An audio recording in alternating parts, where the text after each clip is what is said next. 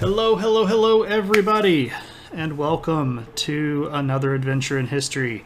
I'm your host, Shane McInnes, and I greet you this beautiful Thursday afternoon where it is over 90 degrees and over 80% humidity here in South Mississippi. Gotta love it when summer hits this early, right? Hope everybody's having a good one. Hope everybody's had an okay week. It's been another tough one.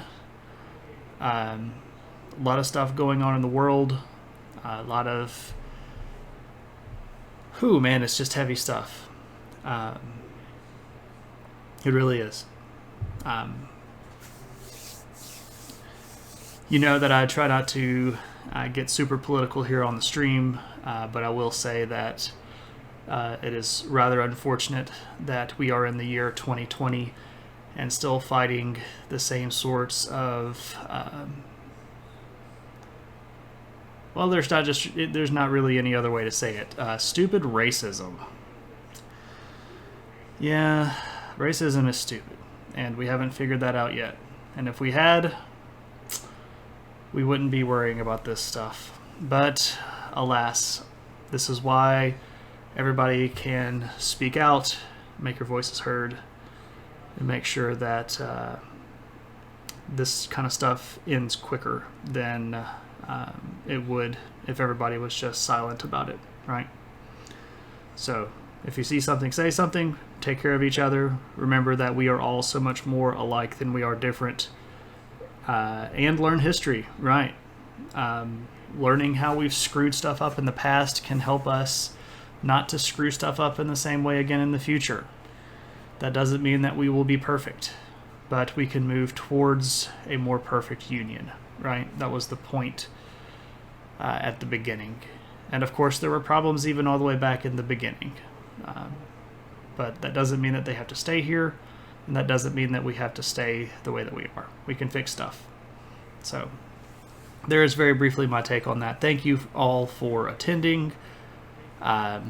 Just time for, kind of the quick rundown. As always, feel free to send me some emails if you want. The email is mckinnistravels@gmail.com. I am happy to answer questions if you run across something, if you would like something put in a historical context, if you think something just might be interesting that I'd like to read, send it my way. If you have hate mail, send it my way too. I'll read that. Hopefully, I haven't been garnering too much hate mail, but I do recognize that everybody has opinions and you are welcome to yours, and you are always welcome to call me full of crap. We all have opinions, right? I try my best to stay just to the facts, like Joe Friday from Dragnet, but every now and then I'll get off on a branch, right? You can also follow me here at Some History Guy on Twitter and Instagram, where I don't get political, unless you understand that everything is somewhat political to begin with, just because of our particular biases. But all I really do on Twitter is share cool history stuff that I run across, and on Instagram I post pictures of places that I've been. Kind of like a low budget travel blog, huh?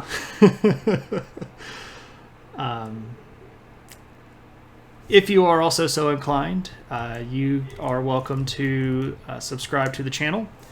I have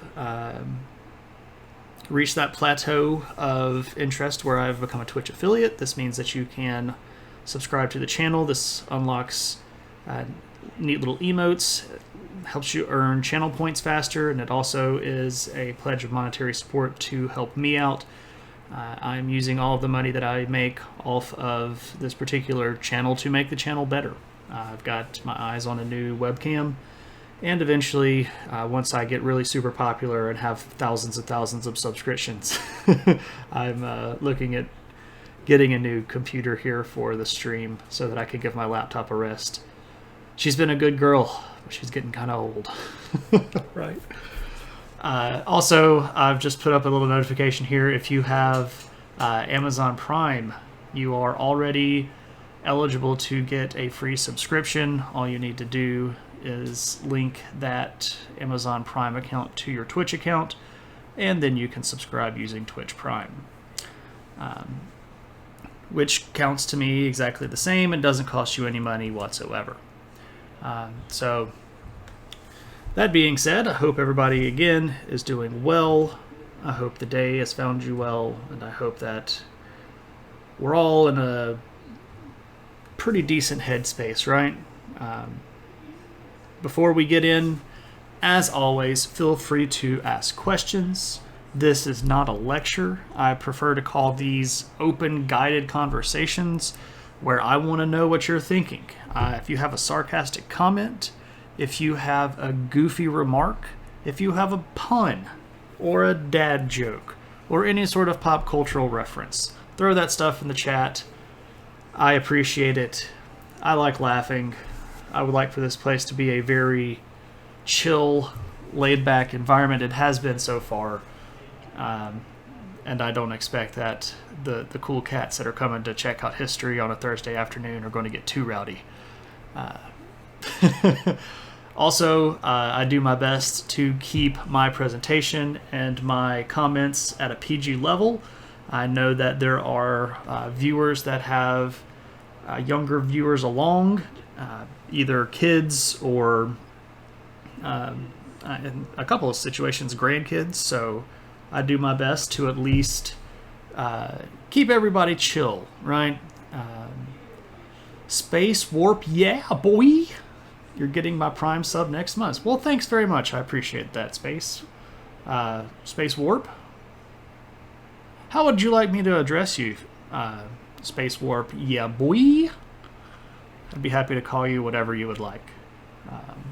I'll call you by the whole name if you would like, including the yeah, boy. Welcome to the channel. I hope you have a good time. If you don't mind me asking, how'd you find out about the channel? I don't immediately recognize your name. That doesn't mean that you have never been here before, but that also might mean that you've preferred to lurk, which is absolutely fine. You do not have to participate. This is once again, a very chill area, no pressure. Just hang around and enjoy yourself. Space Warp, cool beans. That's what I shall go with. I know the name is long. Oh, no problem with being long. Just make sure that everybody is chill, right? That's my job. All right, so to tell everybody about the channel, if this is your new time, you're at William Carey. Oh, cool. Do I know you in person? You don't have to reveal your actual in-person name.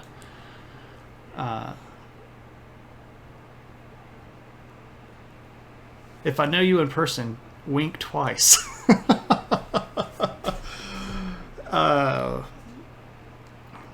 Well, cheers, Space Warp. And welcome to the channel. Tell all of your friends. And tell all of your WCU friends. Okay, so I do know you in person. Now it's going to be fun, and I'll have to try to work out through your sarcastic comments who you might be. Oh, hey, Nick. What's going on, man?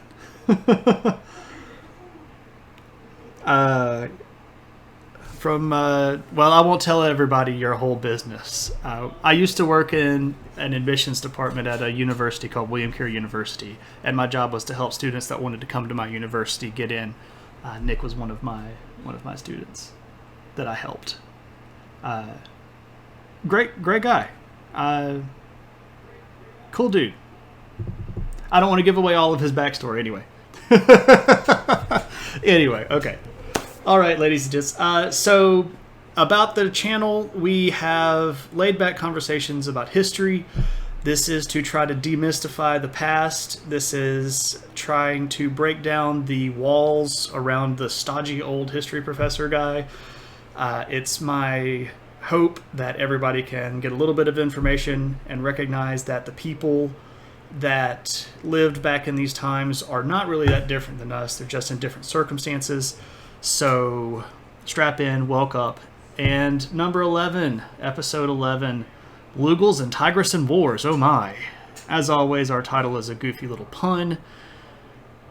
And we'll talk about these as we go. The general topic, though, for the night is the Bronze Age Mesopotamia region that I have pulled up here on our Google Earth map. And we've talked about this a little bit in our How Civilization Got Established conversations that are back in previous episodes. But don't worry, everything that we have is a self-contained episode. All that you need is right here. So Superb says, sorry for missing Tuesday stream. I had a bad habit of laying down for an hour. Man, I have absolute control. I feel that. I try my best not to take naps because the same thing happens to me, Superb. No worries. You can go back and catch the VOD if you want to. We talk about Vlad the Impaler, viewer request episode. Fun stuff. Interesting guy, that Vlad. But welcome back. Glad you're having a better day. Or at least if the nap happened today, you were able to wake up on time. All right. So, like I was saying, we're going to be talking about the Bronze Age in Mesopotamia, and we're going to be looking at what is kind of a tale of two cities. And the two cities that we're going to be focusing on are Babylon and Ashur. And these are the capitals of the Babylonian empires and the Assyrian empires. And if you note, I'm making these plural because there are actually different Babylonian empires and there are different Assyrian empires. And far too frequently, when you end up in a history class talking about this stuff, it's done very, very quickly in what is more or less a skim, and you hear about the Babylonian Empire and you hear about the Assyrian Empire. And this is not really the way that the history worked out. There are ups and downs for both of these periods, and both of these cities are going to be very, very powerful, and they go through periods where they're not so powerful, and other people are going to come in and beat the junk out of them, and there's a lot of fighting. Which of course brings us back around to our title. You might be wondering what a Lugal is. Well, first off, it's clearly not some sort of Sumerian word for lion. A Lugal is a word that the people in Mesopotamia used as king. This comes from one of the old Akkadian languages, Sumerian languages from the Mesopotamia region. So if you were a Lugal, you were just a big, powerful king, right? Tigris, of course, because the two rivers that make up our Mesopotamia region are the Tigris, which is this guy right here, and then the Euphrates, which is this guy right here. So this region is referred to in history as the Fertile Crescent, or Mesopotamia, which is Greek for land between two rivers. All right, meso meaning middle, and potus, water, right? That's where we also get like hippopotamus, which is actually water horse. I don't really know how that makes sense. Hippos don't really look like water horses, but that's what we get stuck with. Hippos are also super dangerous and kill more humans every year than stuff like sharks and lions do. Hippos are bad news. Now I want to give you a whole bunch of hippo facts, but we don't have time for hippo facts. That's not what we're here for, right? I know so much weird stuff. Oh yeah, they hippos kill lots of people. They are mean. They are mean, and they have huge sharp. Monty Python reference there. They do have really big teeth, and they do have pink milk. I was actually thinking about that one, and I was going to mention it, but any other hippo facts that you all want to share, go for it. Any hippo facts are welcome. Hashtag heart hippos, right? They are very cute as babies. Not so nice as adults, though. All right, so Lugal, Tigris, and wars, right? So the wars are going to be mostly what we're going to talk about and how these different people groups beat each other to death, literally and figuratively. And we're going to start with the old Assyrian Empire. The old Assyrian Empire is going to be originally under control of a guy named Sargon, who was from Ur. Well, technically he was from a city called Akkad. But he is part of what's called the dynasty of Ur, or the third dynasty.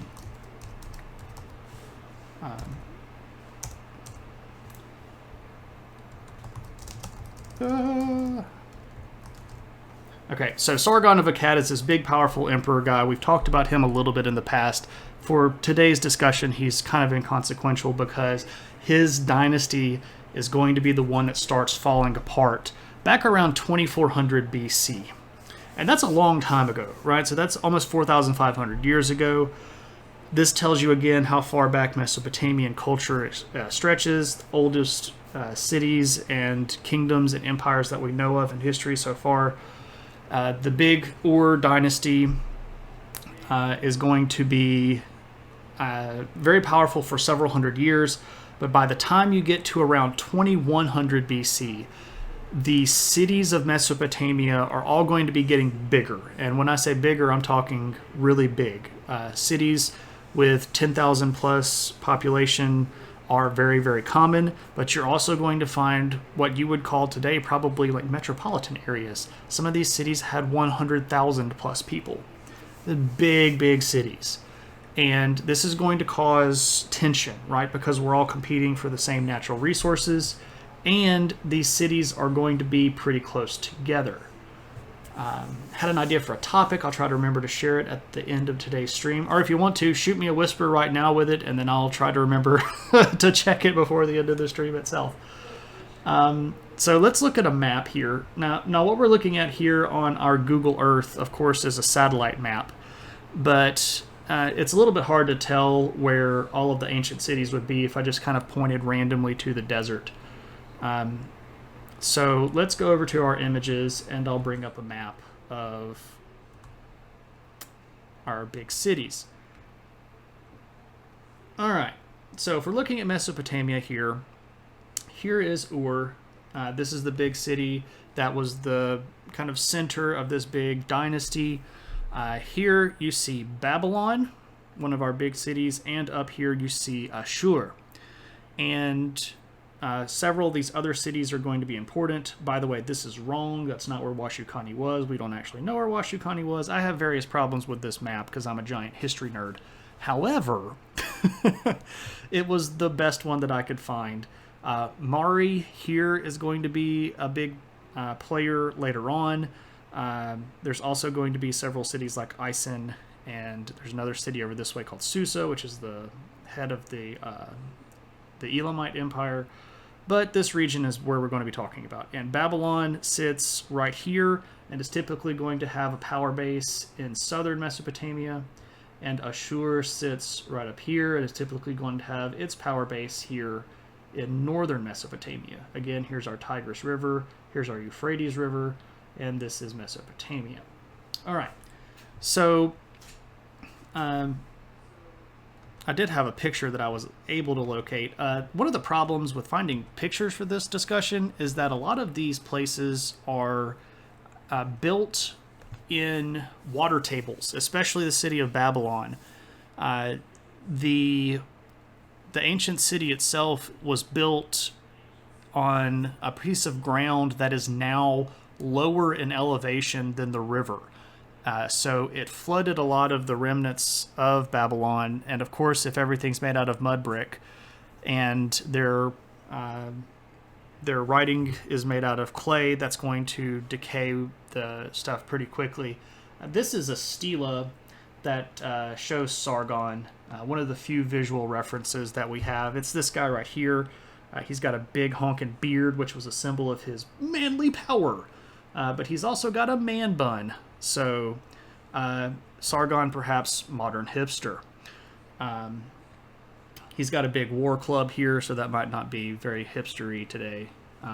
He is wearing a man skirt, though. So, you can decide whether or not Sargon is a hipster. He was a big emperor, though, so pretty neat. I'm enjoying some after-dinner ice cream. Ben & Jerry's chip happens, and then going to sit. Oh, man, I love ice cream so much. Ben & Jerry's is the stuff, too. One of my favorites isn't one that they make very much anymore.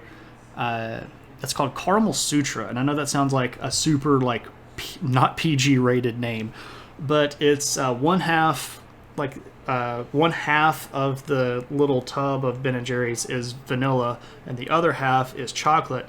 And then right in the middle is this giant chunk of caramel. And you get to dole out your caramel how you want it. Oh, man, it was so good. I don't even know if they make it anymore. I'm not surprised you love the ice cream brand whose names are all puns. I like laughing, man. Life is too short to not enjoy yourself. Make your puns. Make somebody smile. If they laugh at you, at least they're laughing, right? This is my take on stuff. Okay, so this big dynasty of Sargon is going to start crumbling, and that big city of Ashur is going to declare itself independent.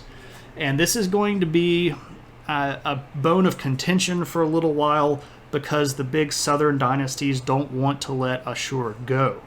Unfortunately for the southern dynasty, the big Ur III dynasty, there are going to be problems. And those problems are going to be in the form of a group of people called Amorites. So about 2100 or so, Ashur is going to set itself up as a regional power in northern Mesopotamia. And this is what's going to be called the Old Assyrian Empire. And it's going to be fairly stable, and they're actually going to be able to push these Amorites out. Now, you might ask, who the devil are the Amorites in the first place? It looks like they might love people, right? Amur. They're not very lovely. They're actually quite devastating. The word comes from Amuru, which is another one of these Mesopotamian words that is a group of people that were nomadic and wandering around the region, mostly from what we would call the Semitic people group area, which is somewhere in this region here of Mesopotamia and over in what is today called, it's the modern day countries of places like Israel and Lebanon and Jordan. Semitic people, of course, are going to one day be a large group, including people that we would call the Hebrews or the Jewish people. But the Semitic people group is actually significantly larger than just Hebrews. It's got a whole collection of languages other than just Hebrew. There's Ugaritic, there's the Assyrian language itself, which is a very heavily Semitic language, and that Semitic language group is also going to influence a lot of other languages in the region. But the Amorites are a Semitic people group from the west, this region called Martu, which is the western region that the people of Babylon refer to as kind of the backwater. Like they're coming from the west, where there aren't big cities and where everybody wanders around. And there's actually a whole bunch of super negative accounts about these people, how pitiful they are, how low their culture is. They don't even read. They've got all of these like nasty people that don't bathe, and they don't do stuff like grow crops. One of the best preserved pieces of hate speech against the Amorites says they don't even know how to farm. And they say this like it's some sort of super insult. Because the Semitic peoples of the time were mostly herdsmen, right? These are people that have goats and sheep and cows and cattle of various sorts, and they're going to be moving around. But that comes in direct conflict with the planters, right? Because if this big group of random people shows up with all of these goats, well, those goats are going to want to graze. And what happens if those goats get into your fields? Well, there you go, right? Then you're hosed, because you got to go run out the Amorites, those weird people that are thieves and they're sneaky and they're tricky and they're underhanded, and you don't like them because they don't settle down in one place. They don't have any culture. Their gods are all weird and they don't have temples. There's a lot of negative stereotyping about these Amorite people. But by around the 1900 BC mark, you're going to start recognizing names that are not Akkadian or Sumerian popping up as Lugals of some of these cities in Mesopotamia. And the names are going to be Semitic, which means that these Amorites had managed to move into southern Mesopotamia and were taking over cities. And this is actually going to be really great for Ashur, because while all this crazy stuff is going on down in southern Mesopotamia, the old Assyrian Empire is just going like gangbusters, right? Because they're now the number one. When other people are going down, they're like, woo, having a great stuff. And this is why the Amorites try to break into Assyria, because people always want the cool stuff. And the Assyrians are going to beat the junk out of them. But the Amorites are going to hang around down in southern Mesopotamia, and they're going to have lots of fights with other people, and we'll kind of come back to them in a moment. But let's talk about this old Assyrian Empire, because these are pretty cool people. And you're probably not going to hear about any of these people if you're just taking a World Civ 1 history class. I mean, maybe if you're in like an honors class or something like that, you might hear about some of this stuff. But this is not your kind of run-of-the-mill history stuff. But the old Assyrian Empire does a lot of really, really neat stuff. It's a very long-lasting empire. It runs, well, I mean, when I say long-lasting, I'm in the span of, countries that exist. The old Assyrian Empire lasts longer than America has been a country right now.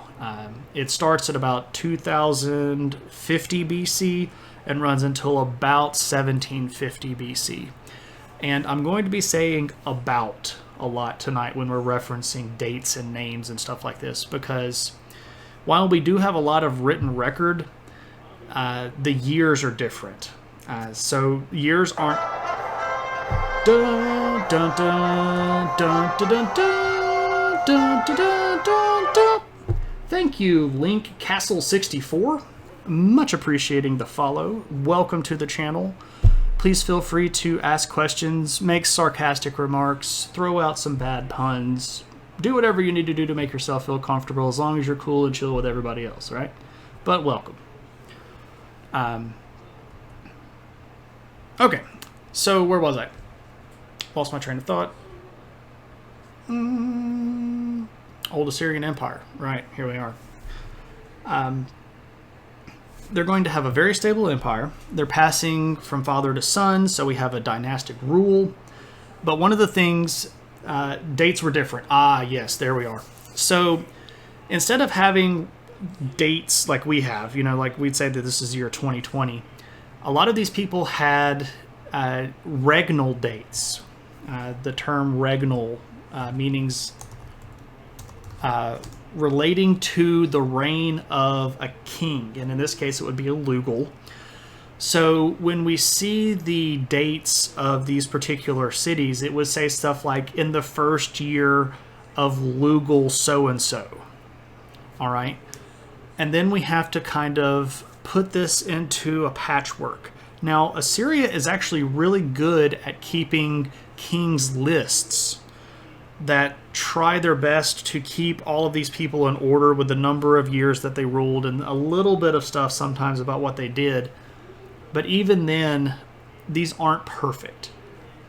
It's way more than we have about a lot of the places in the world. And I'm not trying to down these guys at all. This stuff is really impressive, historically speaking. I think Japan does that with their eras. Right, very similar. Right. So their eras get named after the emperor, the throne name of the emperor. Right. So like the Meiji era, that kind of stuff. Very, very similar. Superb. Good call.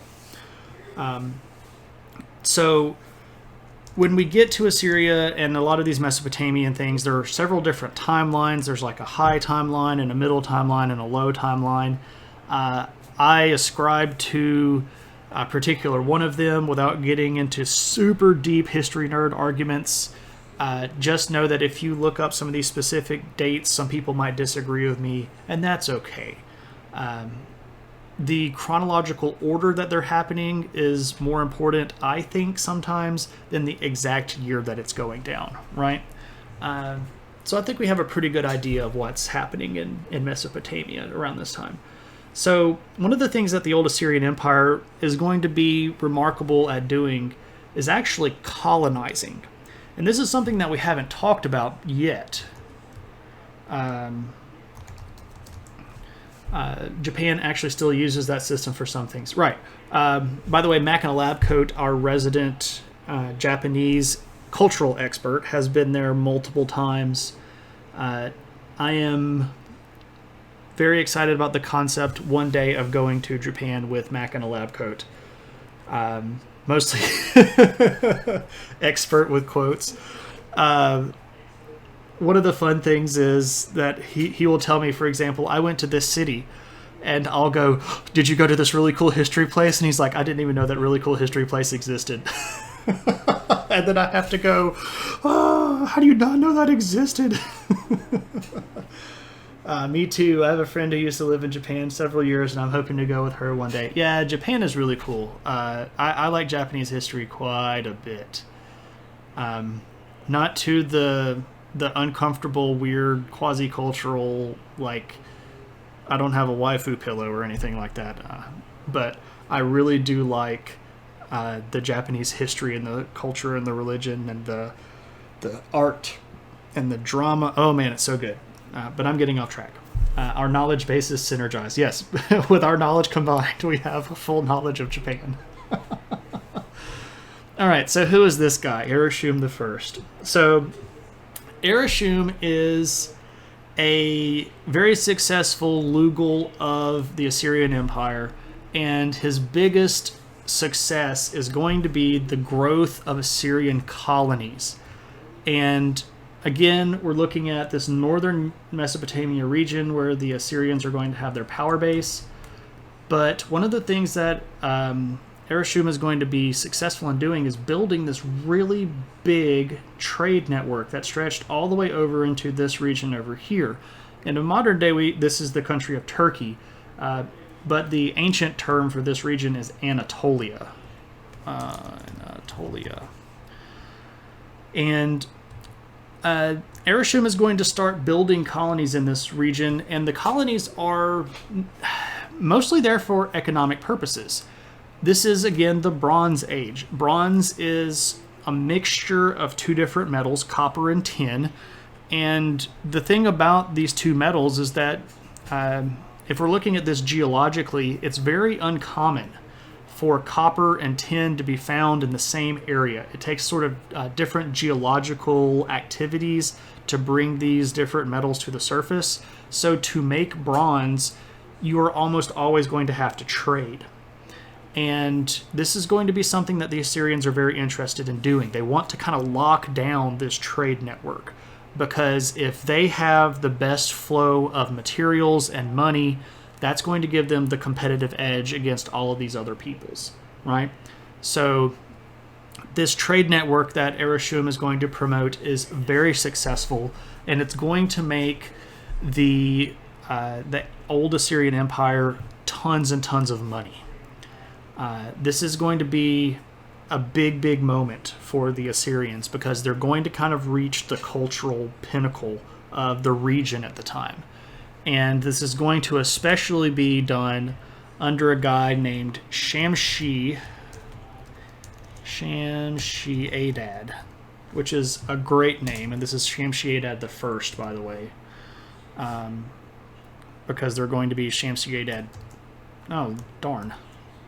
I was trying to shrink this down so it would fit on one line. That kind of irks me that it's on two. Anybody else OCD like that? There we go, Shamshi Adad the First. Now, what's interesting about Shamshi Adad the First is actually this part of his name. Adad is a Semitic name. And why would that be a big deal? Well, partially because Shamshi Adad is an Amorite. Now, there were some Semitic peoples in Assyria, and a large kind of population of the people that lived in Assyria were very much genetically related to Semitic people, but usually they're going to be looking at their own gods for their names and stuff like that. When you put a god's name in your name, something like Beloved of Adad, you're going to start calling into different cultures, right? Like if I went to, I don't know, let's say I went to Mississippi, and I changed my name from Shane. I missed some stuff. It means father. Am I right? It means he's a father. Well, there's Ben Hadad, which is son of or father of, if that's what you're asking. He's a dad. Oh, ha ha ha. Ha ha. I'll take it. I get in this track sometime where I'm like, is he actually asking the definition of this word? And I missed the blatant pun. Thank you, Superb. Very much appreciated. Anyway, what I'm trying to get at, like, if I'm down here in South Mississippi and I change my name from Shane to Beloved of Baal, or Horus conquers my enemies, and that's what I'm like. Hello, how are you? I'm doing well. What's your name? Horus conquers my enemies. You're gonna go, who's Horus? And I'm gonna go, oh well, clearly Horus is the Egyptian god of the pharaohs, and as he's conquering my enemies, that makes me a divine figure. Right? You see what I'm going for here? So if I'm calling into question particular gods in my name that I go by, this is a difference. And the Amorites are going to get their day in Assyria under Shamshi-Adad. They had been trying to get around up that region for quite some time. The strength of the Assyrians had been able to keep them out, but Shamshi-Adad's got the winning combination. And this guy is going to beat the mess out of everybody. And he's going to actually be so powerful that he expands the region under the control of the Assyrians to effectively all of northern and most of the middle part of Mesopotamia. He's also got a big stretch of territory up in this region today, which is, again, mostly modern-day Turkey, but also parts of what is modern-day Syria. Oh, here, I can just do this. Wow, look at there at the borders. So Shamshi-Adad is going to have a really big chunk of land, probably one of the biggest pieces of land that had been controlled by any single Mesopotamian leader at the time. And it's going to be so successful that he feels the need to move his capital actually away from Assur, which is an interesting thing as well, because remember, the city of Assur has its own gods and its own kind of Assyrian taste on things. And Shamshi-Adad is not necessarily an Assyrian. He's ruling the Assyrian Empire, but he has different cultural ties. And he's actually going to move his capital to a new city. Well, it's actually an old city that had been abandoned. So he's not Assyrian. Okay, so he is not originally from Ashur, and he was not related to the dynasty that led Assyria. He is from a city called Eshuna. Let me see if Eshuna is over here on our map, and I can show you what we're talking about. Let's go back one. Of course, Eshuna is not here. I can show you where we're mostly at, though. So here in the middle part of Mesopotamia, there's a city called Eshuna, and it's right about here. And they had a little state of their own for some time. And there were actually quite a few leaders that had become pretty popular down in the big Ur III dynasty that came from this region. But Shamshi-Adad is going to come from here and then conquer Ashur and stay there for a little while, but then he moves his capital up to a city that's right around here. And it's called Shubat-Enlil, which is so great. I love all of these old names, by the way. I hope everybody gets a name for their firstborn. Look down at your firstborn son and go, oh, little Shubat. Shubat's probably not the greatest part of the name. Enlil is the greater part of the name because that's the god. And this picture that we see here is actually the remains of this city. Today it's called Tel Eliana, and you can go visit that. You can actually see people here kind of walking around. But this would have been one of the big palatial structures. And you can see we've got these huge columns. We've got these really nice big open floors and walkways, very well-built walls. So short answer, Kelly, he is not Assyrian by birth, but he rules Assyria by power, if that makes any sense to you. Okay, so here's Shubat-Enlil. Pretty cool place. I would love to go there. Unfortunately, not so safe at the moment. Probably don't want to go hang around the modern-day countries of Syria and Iraq and go out into the middle of nowhere as a big, tall, goofy-looking white guy. Am I right? Am I right? Must explain. Oh, I'm sorry, Kelly. Gosh. Oh, man.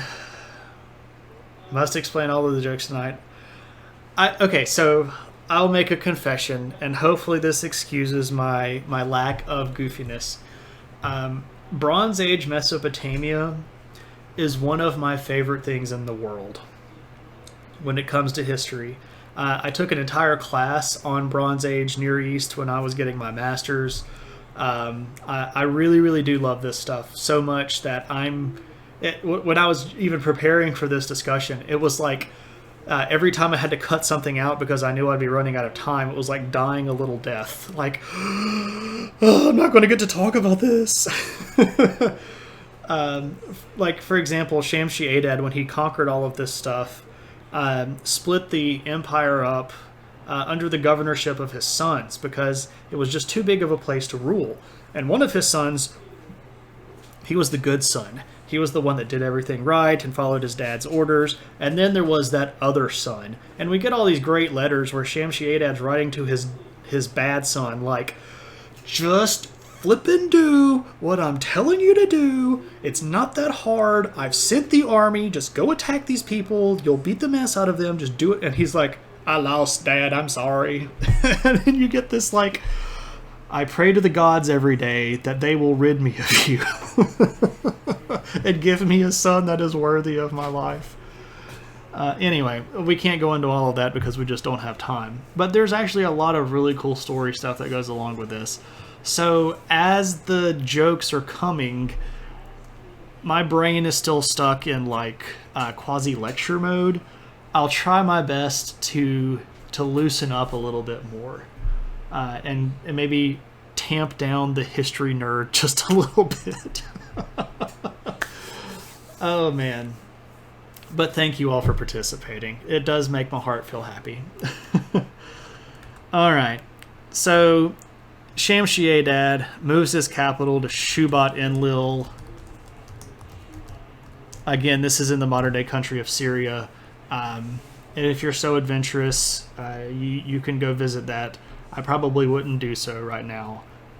Syria is still in a pretty big civil war and has been since 2011, so I don't know if the best place to be is in the backwoods of Mesopotamia right now. Says the guy who was on the border between Turkey and Syria. Oh, I was going to save those in case somebody summons the adventure hat.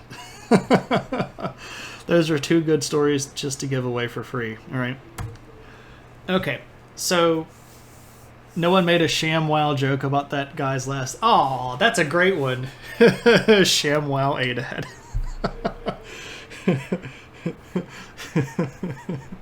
It's what the Amorites make. You know they make good stuff. Now I'm wondering if I should have titled the stream ShamWow-Adad. I don't know that. I don't know if people would have gotten that one as easily as Lugals and Tigris and Wars. Oh my.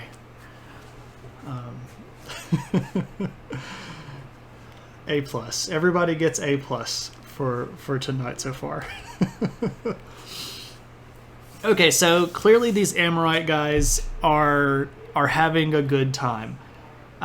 They have moved into the south. They have brought down the Ur-3 dynasty. They've been taking over cities. One of their guys managed to take over the old Assyrian Empire and turn it into this big old honkin' chunk of money-making power. What's going on down in the south, though? Well, it's not as easy for the Amorites because the southern part of Mesopotamia has a lot more cities than the north.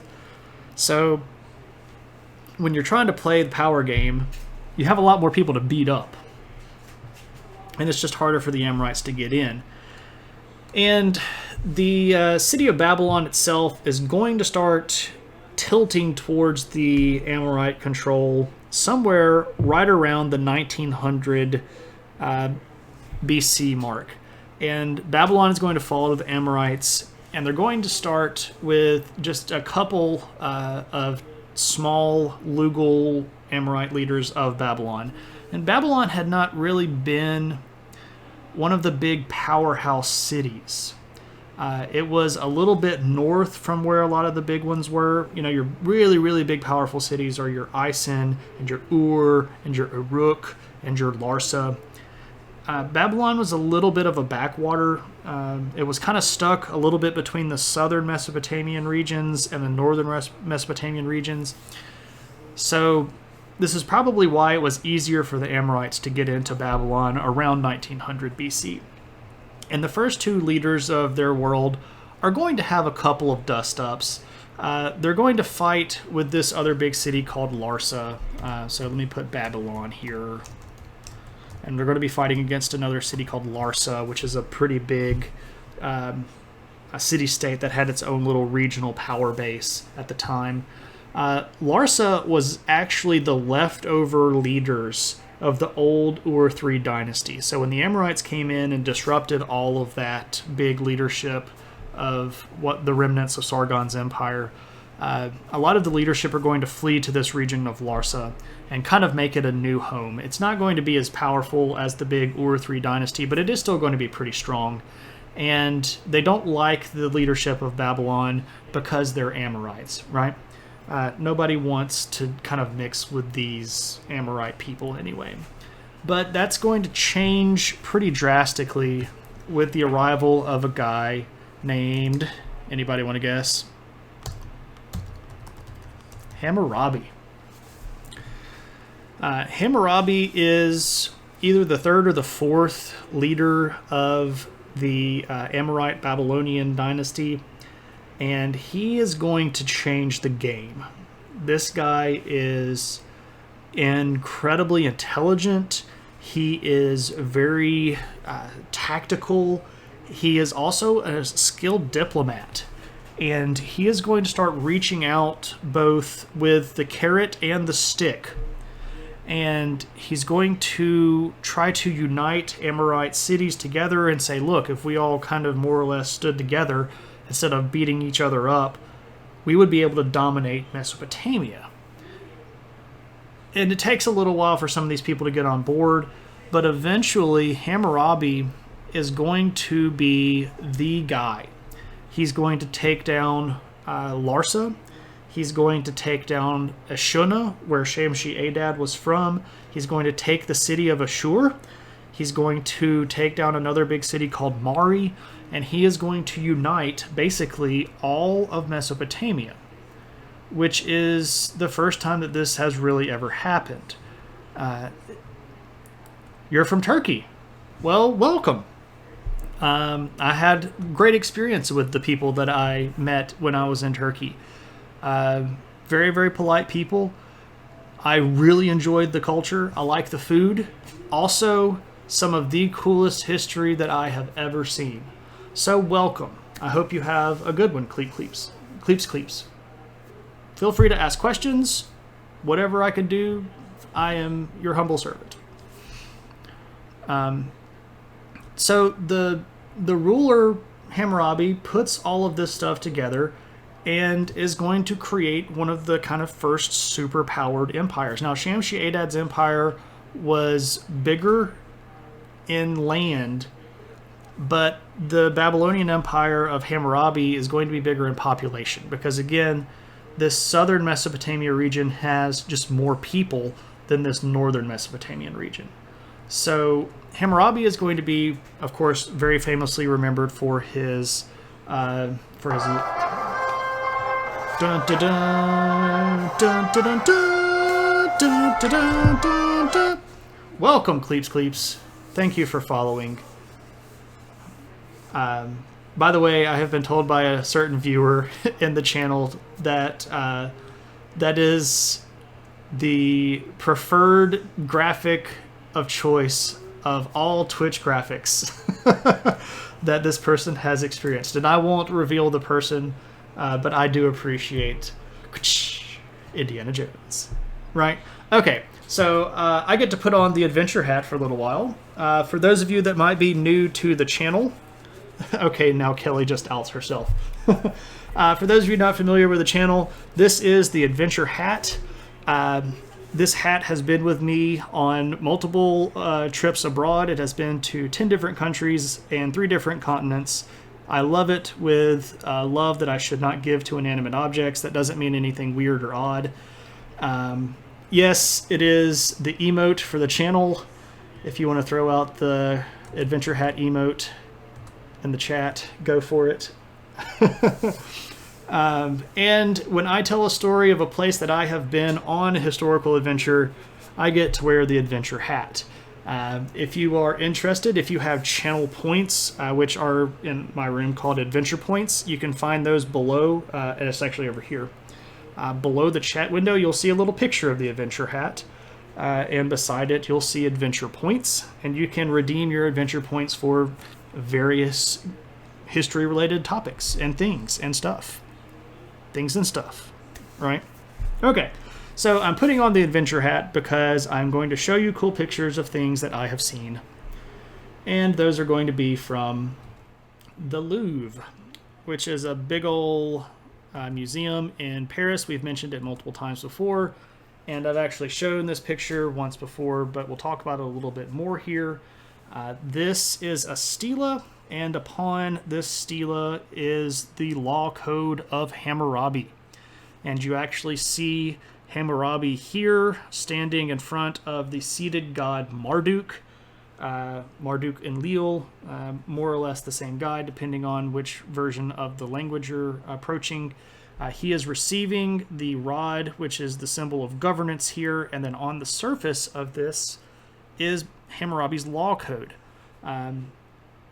And I mentioned last time that I wish I had a picture of the surface, and I did actually have one. So, boom! There we go. This is actually the surface of that stela that I just showed you, and you can see here that it is absolutely covered with cuneiform. This is the script that recorded several different Mesopotamian languages, including the Babylonian language, Akkadian, Sumerian, various other languages. We sometimes find cuneiform Egyptian language stuff, Hurrian languages, Hittite languages, all sorts of cool things. But on this law code, Hammurabi explained how you were supposed to act as a member of his empire. And it was pretty much, you do what I tell you to do, or I'm going to beat the mess out of you. There weren't really many other options. There were 3 different punishments. One was you have to pay a fine. One was you get part of you chopped off. And one was you get killed. And depending on how rich you were and whether or not you were an Amorite or a Babylonian, you got lighter punishments. So some foreign person that wasn't part of Hammurabi's little cadre of guys might get the harsh punishment because, well, you're not one of us, right? Well, Hammurabi, of course, doesn't live forever. Hammurabi lives and rules from about 1810 BC to about 1750 BC. So he's ruling for almost 60 years, which is crazy for the ancient world. This guy has an incredibly long rule because, again, he's smart, he's tactical, he's diplomatic, he knows when to talk to somebody and when to beat them up. Really cool guy, Hammurabi. Unless you're literally anybody that's not in Hammurabi's court, then he's a giant jerkface that ruined your life. And that's kind of what brings him down. He's so powerful and so strong, and he lives for so long that people just get sick of being told what to do, right? And when he dies, there's going to be a slow but sure dissolving of his empire. Assyria under Ashur is going to declare its independence around 1721. Larsa is going to start a really big rebellion, and there's going to be a new group of people that show up around 1600. Right about the change between 1700 and the 1600s. I think it happened about 1694, but that's my interpretation of the timeline. So again, it's up for debate. There's going to be an invasion from an outside group, and that group is going to come from Turkey, and these are going to be the Hittite people from, Hatti is the name of the people group, but Hittites is the group of people that are going to invade right around the 1690s, 1700 mark. They're going to get down into the Babylonian Empire, which is already kind of crumbling. They're going to sack the city of Babylon, and they're going to scatter the remnants of power that was left of Hammurabi's empire. And by about 1600, there really is not any more Amorite control of the region. And instead, the Hittites are going to find a new group of people to give the control to, but we'll talk about them in just a bit. I do want to mention that we're going to get back around to the Hittites. Probably next Thursday, we're going to talk about the Hittites and another group that we'll mention here in just a minute called Mitanni. These are two really big, powerful Bronze Age empires that create a lot of new technology and really kind of throw the game a little bit. They destabilize the region when their power expands, and the first thing that we're going to see as a result of that is the collapse of Hammurabi's Amorite Babylonian Empire. They really don't exist very much after about the 1590 mark. And part of that is because, well, the Hittites came down and sacked the junk out of their capital city and carried all the cool stuff back to Turkey. I've actually been to their capital city, Hattusis. I've got great pictures for next week. It's going to be hard for me to cut down the pictures for next week. Lots of Adventure Hat next week for those of you that might be interested. So with the Amorite Babylonian Empire in collapse, Assyria is going to be independent once again. The Hittites are going to be able to gobble up some of these pieces. And there's also going to be this other group that I mentioned called Mitanni that is going to move into this area and start playing their own power struggle game. So now you have four big power groups here. You have the Babylonians, you have the Assyrians, you have Mitanni, and you have the Hittites. And they're all sort of in that same arc of the Fertile Crescent. And the Hittites are going to be mostly holding the area around the edge of where Shamshi-Adad's trade went, up into Turkey. The Mitanni are going to be holding most of what is modern-day Syria. The Assyrians are going to be having trouble figuring out where they fit in northern Mesopotamia, and then the Babylonians, another version of the Babylonians, are going to be down in the south.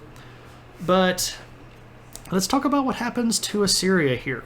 So Assyria is very happy when the Hittites show up, and they beat the mess out of Babylon, and the Assyrians love this, because the Assyrians did not like being under the control of Hammurabi's Amorites.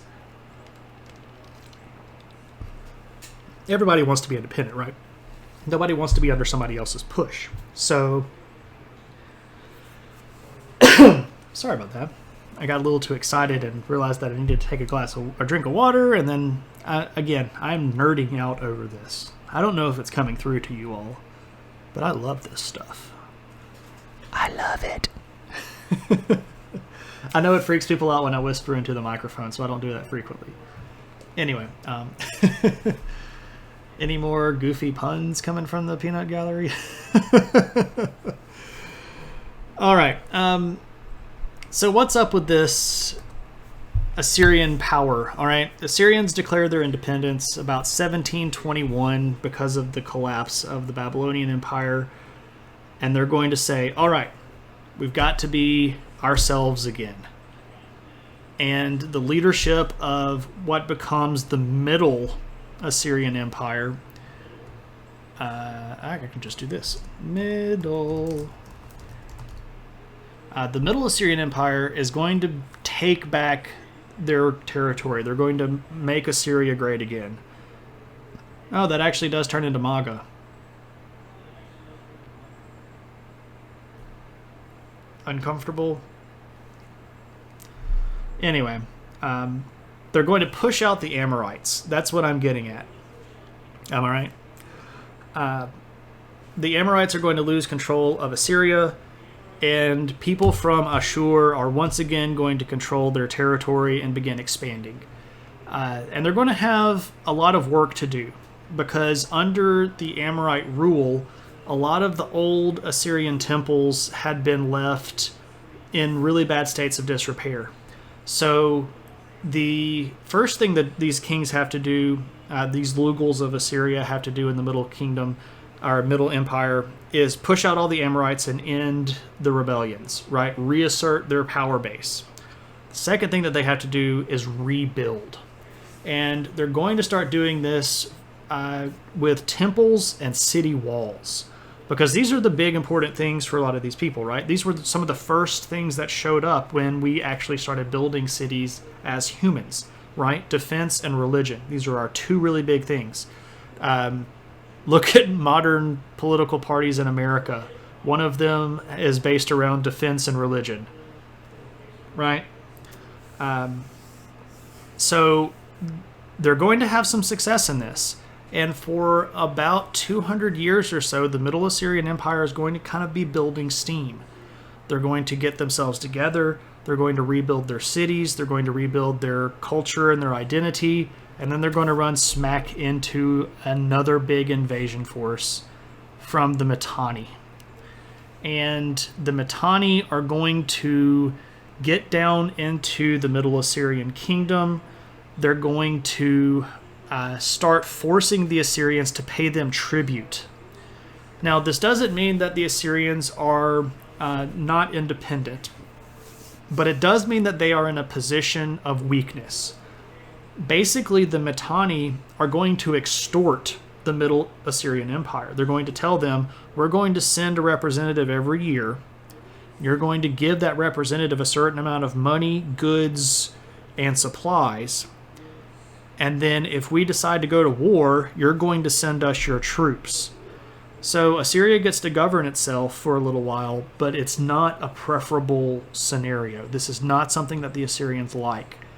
And they're going to start playing the political game. This is, not so much religion. Well, at least the expression of religion. And I think I might be getting a bit too outside of my purview here. I clearly have political opinions. I don't think it's necessarily my job to sit here and espouse my political opinions to you. Okay. So, Middle Assyria. What happens to these guys? They get beaten up by the Mitanni. And they start trying to play politics. And they reach out to Egypt. And Egypt at this time period is actually in a really big upswing. And this is during what we call the New Kingdom of Egypt. And we'll talk about Egypt in a discussion maybe 2 weeks. We've already talked about Egypt a little bit, but we'll talk about them specifically during Bronze Age in a couple of weeks. So the New Kingdom of Egypt is the strongest imperial Egypt has ever been. And their kind of arch nemesis at the time is Mitanni. And Egypt starts kind of contacting the Assyrians going, hey, you guys don't like the Mitanni. And Assyria's like, no, we hate these guys. And Egypt is like, what if we teamed up and tried to take them out? Well, the problem is that Mitanni figures out that Assyria's trying to double deal them. And then Mitanni invades Assyria and sacks the city. It's like all stupid backstabby, and it's like we're trading our friends, our family members as hostages, and I'm going to seal this pact with you by getting you to marry my sister, and there's all this weird stuff going on. And then, of course, there's backstabbing, and Assyria, when they find out that Egypt is interested, is all about it, but then Mitanni whips them. Somewhere around 1450 BC, Mitanni goes down into the Assyrian world. They sack the capital city at Ashur, and then they basically absorb the Assyrians, and the Assyrians lose their independence. Now, they still think that they're independent, and they still call themselves independent, but they are not independent. At this point, they are a vassal state to the Mitanni. Now, that changes a little bit after about 1300, and they regain a little bit of their independence, but they're not there yet. And I'm going to put a pin in that one because we're going to have a really big fun stream in a few weeks where I basically create this really awesome world and then we watch it all fall apart. It's like Apocalypse 1200 BC. When the entire system of the Bronze Age collapses across 3 different continents. Systems collapse is not something that just happens for fun. There are reasons why stuff happens. And I'm probably going to have to get Agent Jimmy a little bit upset, but America is not immune to systems collapse.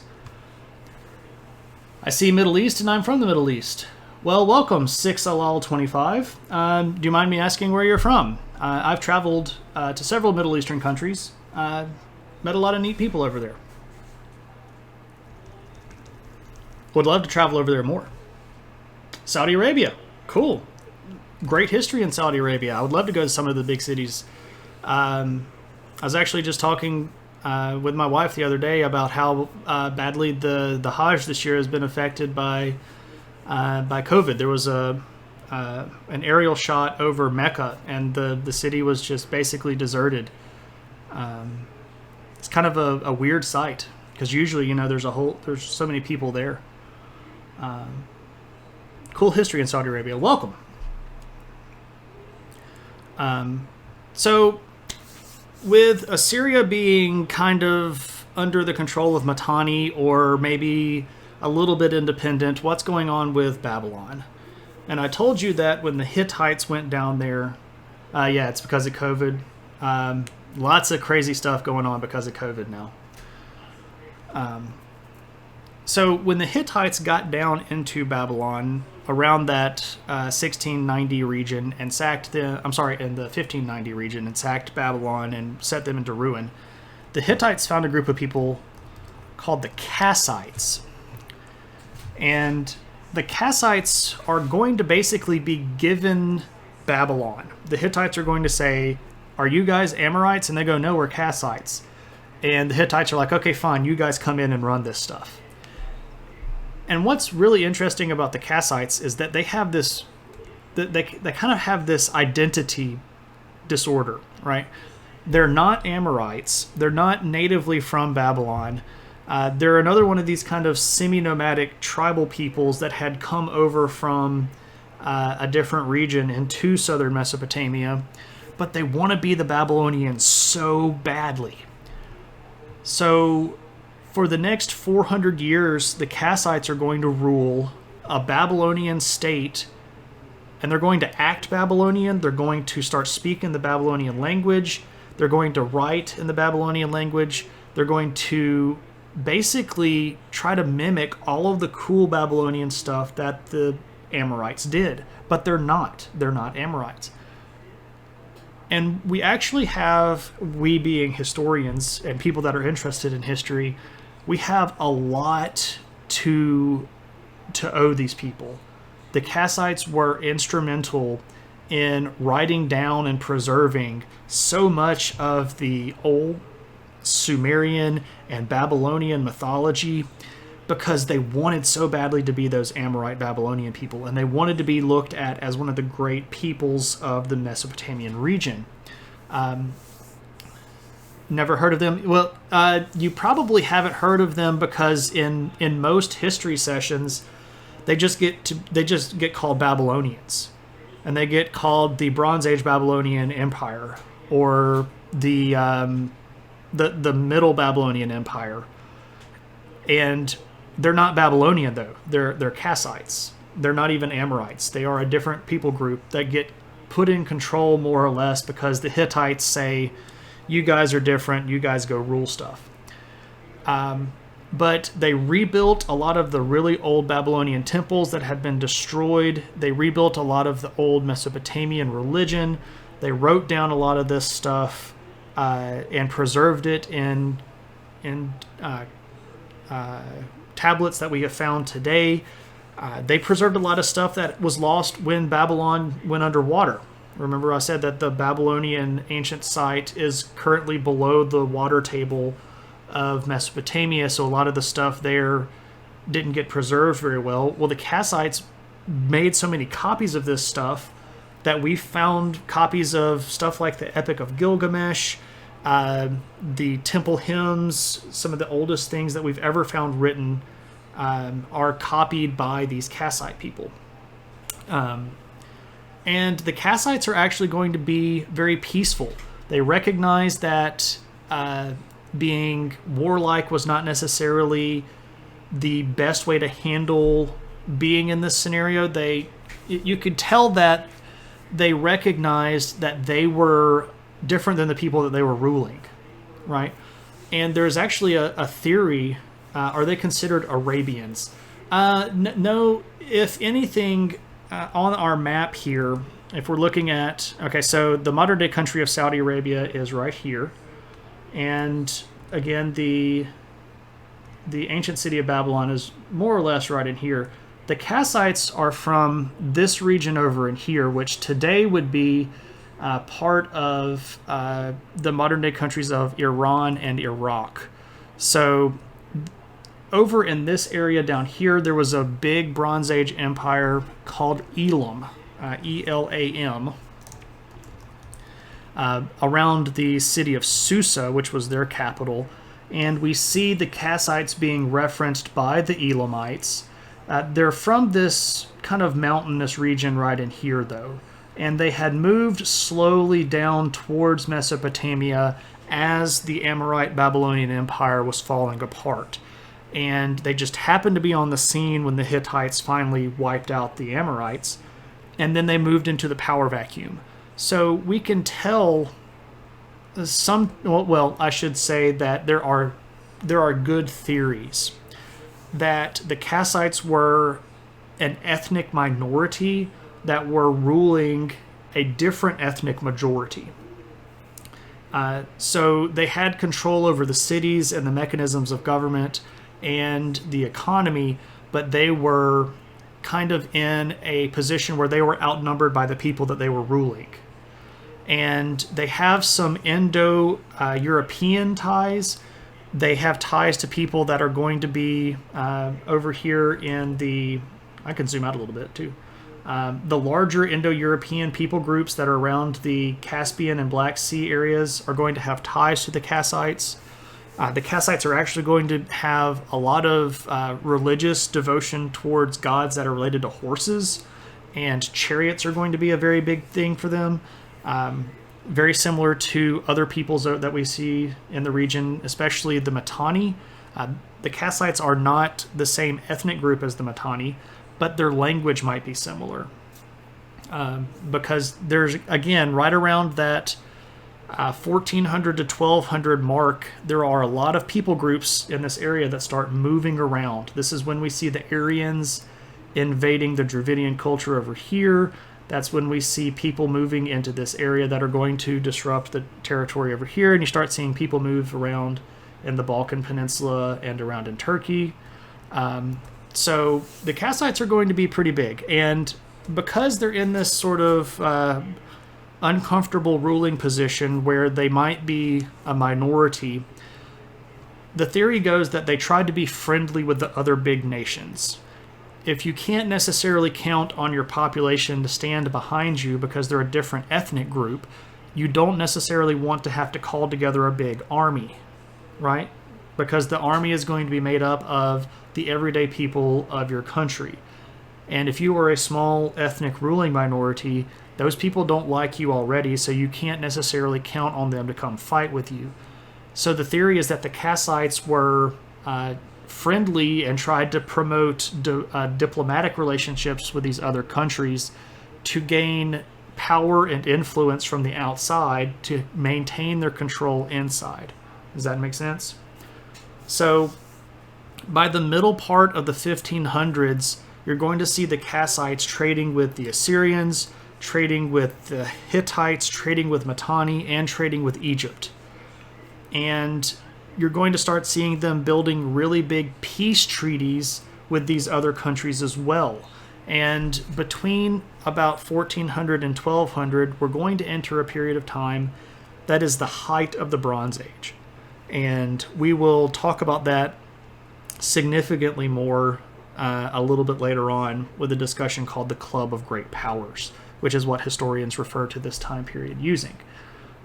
But before we completely wrap up, I sort of want to show you here a map of the region that we're talking about, just to reinforce the idea of what we're looking at. So again, I have problems with some of these, with where these cities are, but if we're looking at the period of time that I'm talking about, this height of the Bronze Age, what you can see here is that we have all these big empires, and they're in a big kind of trading network with each other. You have Egypt at the beginning, they were the powerhouse. Then you have the Hittites up here in what is in modern day Turkey. Then you have the Mitanni, and then you have the Assyrians, and then you have the Babylonian Kassites. So this is, you're wondering if they were Semites. The Kassites were probably not Semitic. They were most like the people that would have been in the region up here. They were Indo-Europeans, or some people say that the Kassites were Indo-Aryans, but I don't know if I can completely support that idea. I could definitely give them Indo-Europeans.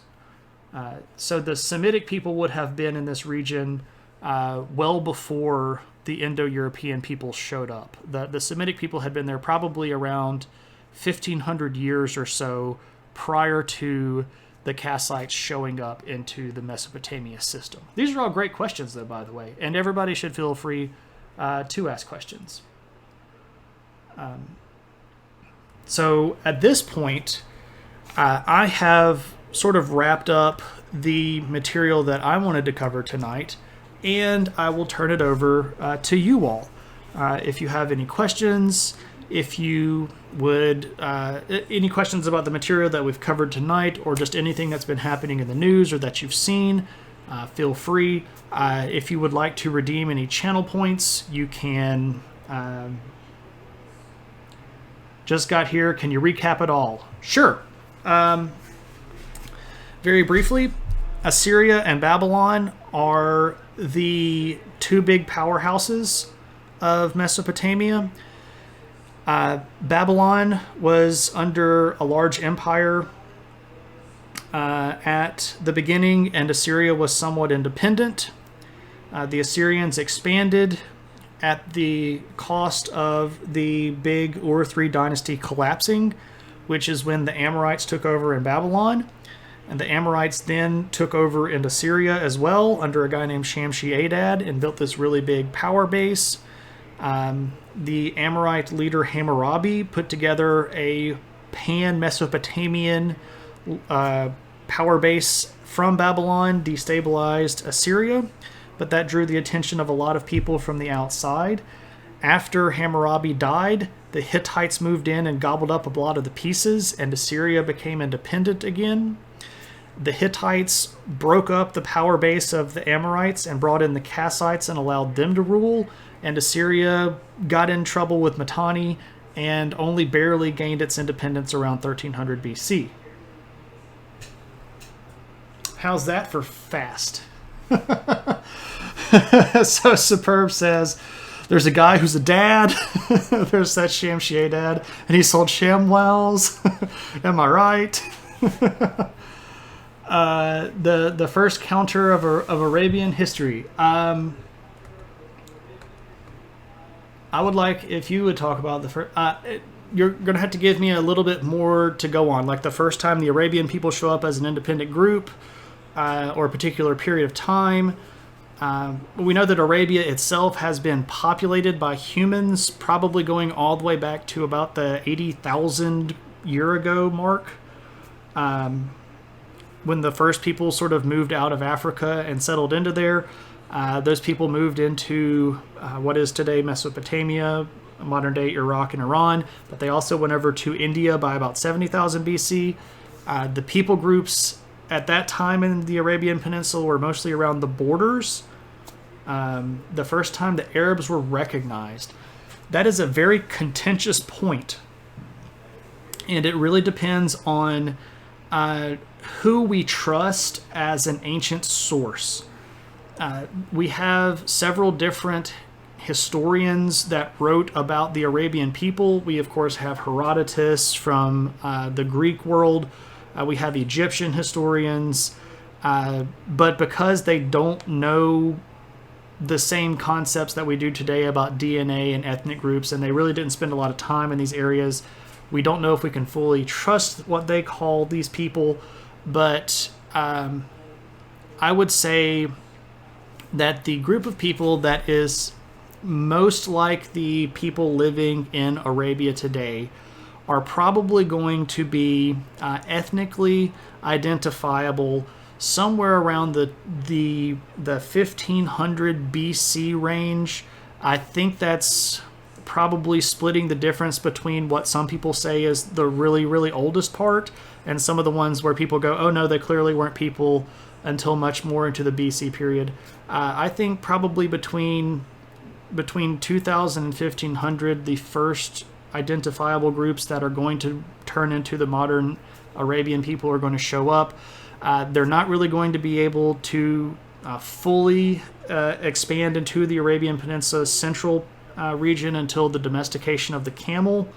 They're mostly still going to be around the edges, and even around the edges you're going to have different ethnic groups. You're going to see people that are on the Red Sea coastline just across from Egypt that are going to be a different group. Then especially by the time you get to around the period of the end of what you would say the height of the Iron Age, somewhere in the 600s BC, you're going to start seeing individual tribes of people that are Arab but identify themselves as individual groups of Arabs. These would be the original tribes of Arab peoples. And then, of course, by the time we get to the expansion of the Romans and the Sassanid Persians in the 200s BC, there are going to be very numerous, very powerful Arab tribes, especially people like the Ghaznavids, who are going to be allies of various peoples. And they're going to fight with the Aksumites down in Ethiopia. There's also some people over in where the modern day country of Yemen is that have some conflicts with the Arab peoples back then. So that's a very, very brief outline. We'll talk about the Arabs a lot more later on, and just to give everybody because I feel like I've got some new people in the room. On Thursdays, the show like tonight, we're approaching the world in a very chronological way. So for the first 7 or 8 episodes, we talked about. Thank you, 6LL25. Dun dun dun dun dun. So we talked about the formation of civilization and set down this concept of how people transferred their lives from nomadic to city dwellers to kingdoms to empires. And then we've been talking a lot about the Bronze Age. We've talked about the Bronze Age in India and the foundations of Hinduism. We talked about the Bronze Age over in China with the Xia and the Shang dynasties. And we're now kind of moving back over towards the Near East. And tonight we talked about Assyria and Babylon. Next week, the plan is to talk about Mitanni and the Hittites.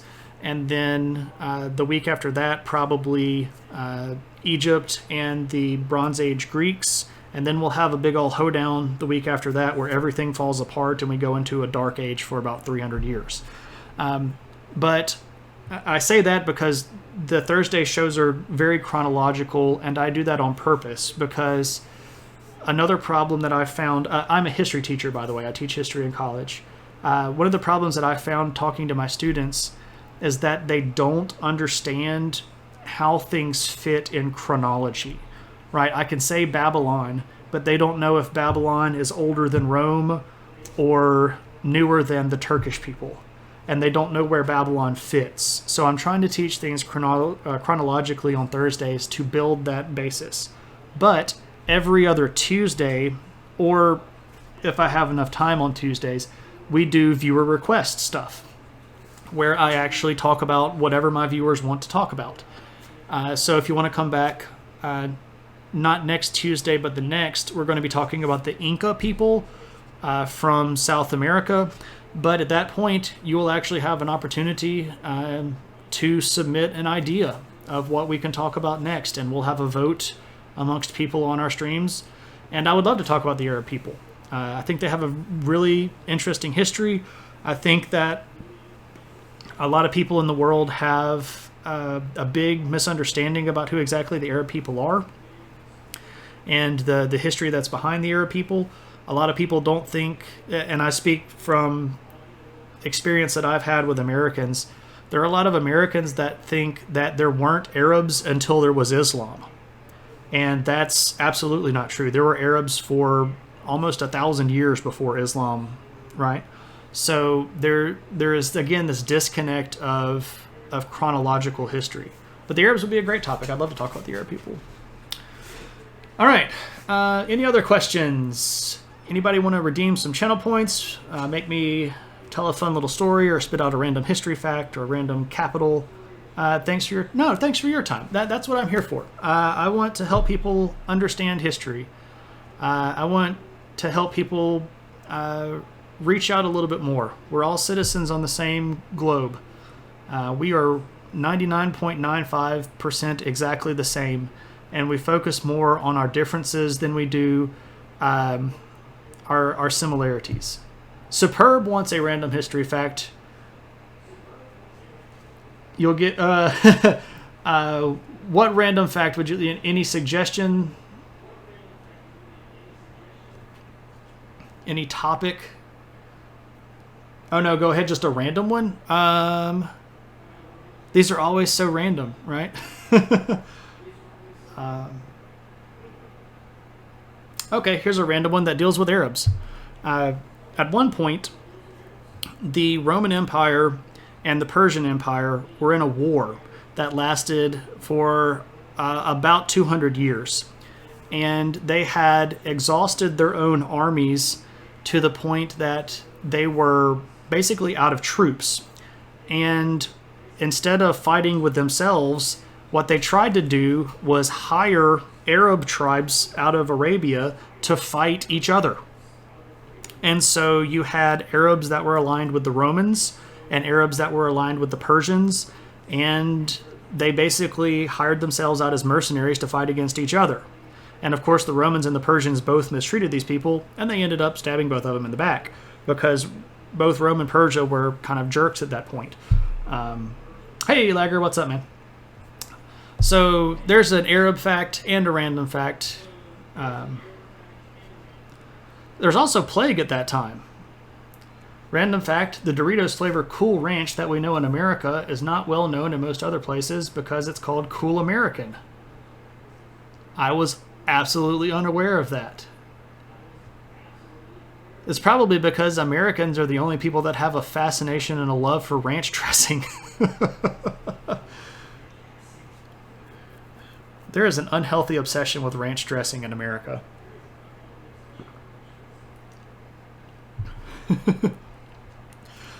All right, ladies and gentlemen. Anything else? Any questions? Any comments? I've had a great time tonight. Hope everybody else has. You sent me a whisper. Let me check my whisper. Oh yeah, that would actually be a great topic. Do you mind me sharing?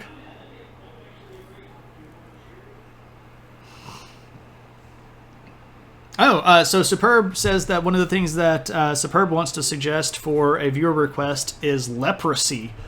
Leprosy in the ancient world. That would be a fun thing.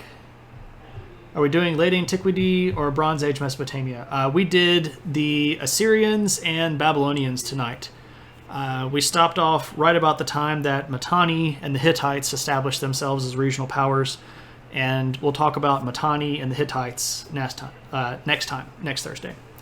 A bit morbid, but I think it had a huge impact on history. Absolutely. Leprosy was a pretty big deal. My biggest challenge from that one would actually be trying to mush it down into one topic. But I would be willing. The thing about the viewer requests is if you make it and it gets through, I'll do it. It is you all's channel at that point. All right. Anything else? Anybody want to summon the puppy? Anybody want to do anything? There's a leper colony on island. Yeah. The historic irony. There were leper kings. Yeah. Lots of stuff about leprosy. All right. Let me see if there's anybody that we should raid.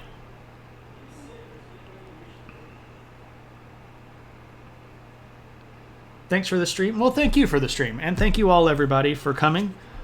The people that ruled the known world for 2,000 years, the Assyrians, now fight for a strip of land. If you're talking about the people in northern Iraq, yeah. Or the people that are in modern-day Syria, yeah. Lots of fighting going on in that area. All right, so let's see. We've got 2 people going on that are streaming right now. One is Art of Lee. We've rated before.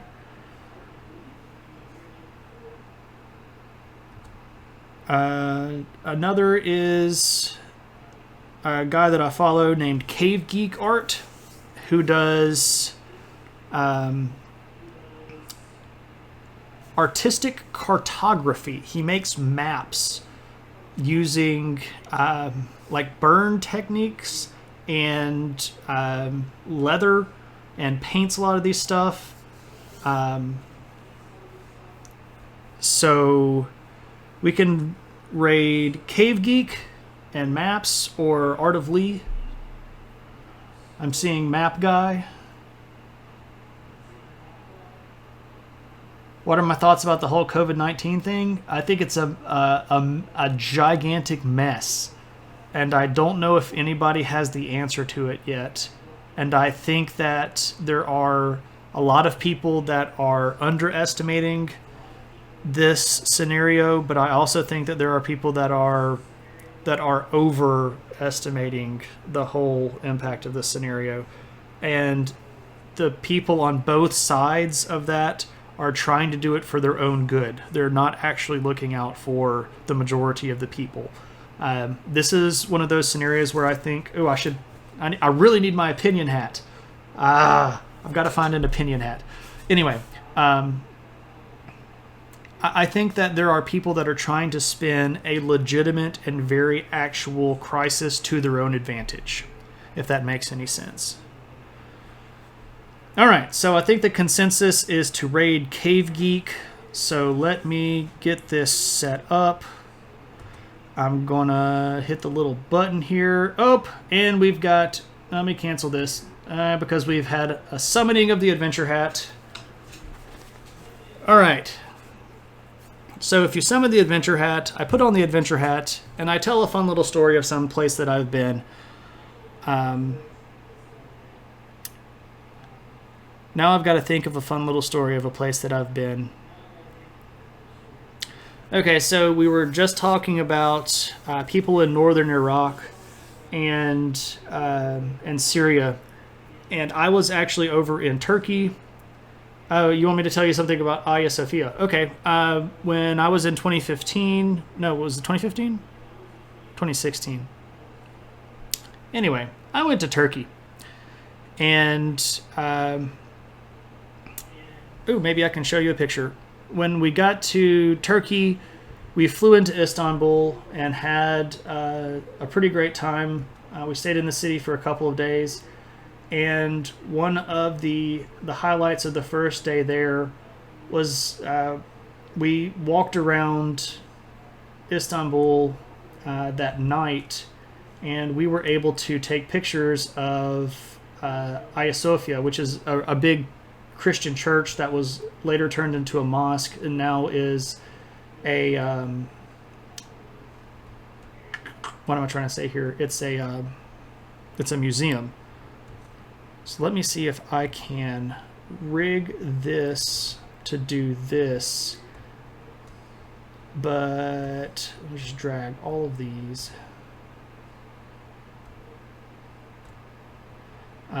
What we managed to do that night is walk around the city of Istanbul, and we saw. Let me zoom out of this. Are you going to be a jerk and not show the pictures? Don't do that.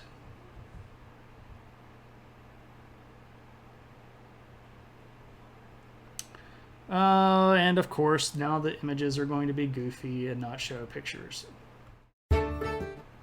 There we go. Hey, we got to watch the sunset in front of Hagia Sophia. And it is one of the most beautiful buildings that I've ever been to. The fountain here is absolutely breathtaking. It changes colors. This was a really, really nice night. We ate at a really great kebab place right around the corner.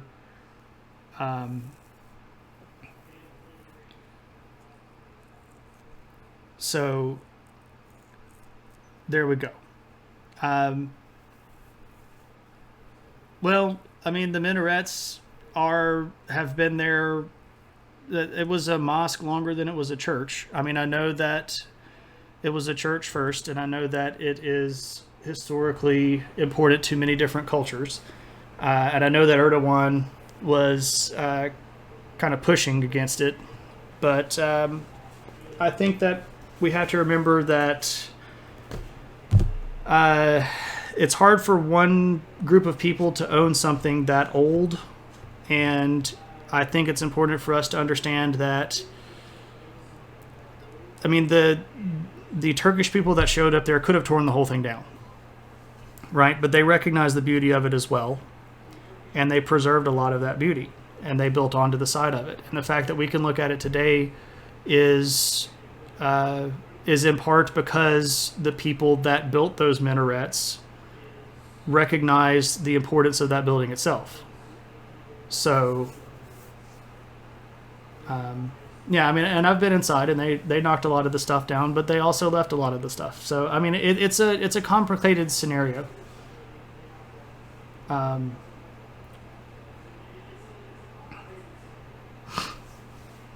don't know. What do I mean?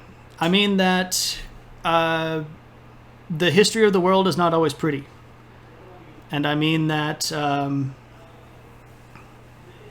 that if we want to find one group of people that has never done anything wrong, we'll never find a group of people. Everybody is capable of doing truly horrible things, and everybody is capable of doing truly amazing things. And by looking back in time and we find the things that people have done that are wrong, we can not do those things. And by finding the things that people have done right, we can try to mimic those things.